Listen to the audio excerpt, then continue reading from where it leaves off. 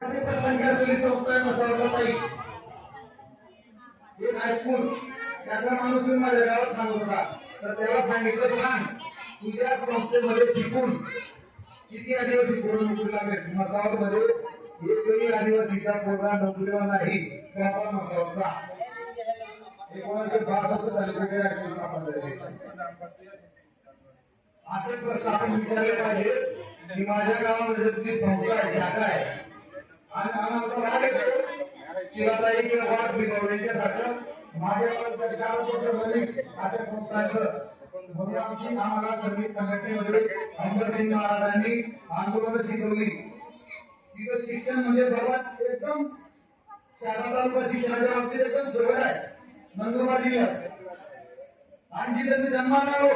तिथल्या गरीब आदिवासी परिस्थिती भयंकर आहे